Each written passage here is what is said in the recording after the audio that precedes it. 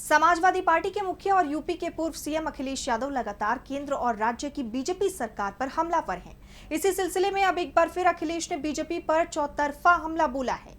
अखिलेश ने किसानों, महंगाई, आरक्षण, भ्रष्टाचार, कानून व्यवस्था और चीन जैसे तमाम मुद्दों पर सरकार को घेरा है, जिससे बीजेपी की टेंशन बढ़ गई है। तो क्या कुछ कहा है अखिलेश ने, जानेंगे इस रिपोर्ट में। यूपी के पूर्व सीएम और समाजवादी पार्टी के अध्यक्ष अखिलेश यादव ने केंद्र और राज्य की बीजेपी सरकार पर चौतरफा हमला बोला है।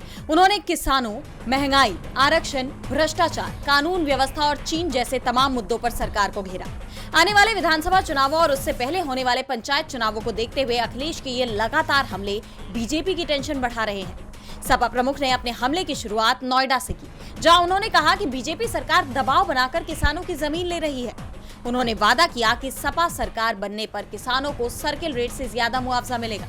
उन्होंने नोएडा इंटरनेशनल ट्रेड फेयर पर सवाल उठाते हुए कहा कि ये ऐसे समय में हो रहा है जब अमेरिका हम पर टैरिफ लगा रहा है और इससे भारतीय कारोबार को नुकसान हो रहा है। जहां आज हम लोग यहाँ बैठे हैं, वहीं Uttar Pradesh international trade show का कार्यक्रम कर रहा है।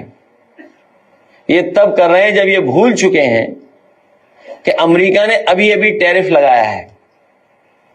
वन डिस्ट्रिक्ट वन प्रोडक्ट का प्रचार किया इन्होंने, लेकिन जो हमारे कारोबार करने वाले लोग हैं, जिनका नुकसान हो रहा है टैरिफ की वजह से, उनके लिए क्या सरकार ने फैसला लिया, अभी तक सरकार सामने नहीं आई है। वहीं कानून व्यवस्था पर सरकार को घेरते हुए उन्होंने कानपुर का जिक्र किया और आरोप लगाया कि वहां अपराधी बीजेपी और पुलिस तीनों मिलकर जनता को परेशान कर रहे हैं। अखिलेश ने चेतावनी दी कि कई आईपीएस अधिकारी और पुलिसकर्मी जल्द ही बेनकाब होंगे। इसके अलावा उन्होंने आरक्षण को लेकर भी सरकार पर निशाना साधा।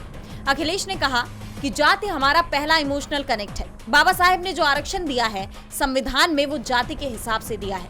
भारतीय जनता पार्टी के लोग पीडी और बहुजन समाज की एकता से घबराए हुए हैं। वहीं लेह लद्दाख के मुद्दे पर भी अखिलेश ने सरकार को घेरा। उन्होंने भाजपा पर स्टेटहुड का वादा तोड़ने और चीन की घुसपैठ को नजरअंदाज करने का आरोप लगाया। अखिलेश ने कहा कि बीजेपी नेता मुंह से स्वदेशी और मन से विदेशी है, क्योंकि चीन ने भारतीय बाजार पर कब्जा कर लिया है। अखिलेश के इन लगातार और चौतरफा हमलों से बीजेपी की टेंशन बढ़ गई है। डीबी लाइव की रिपोर्ट।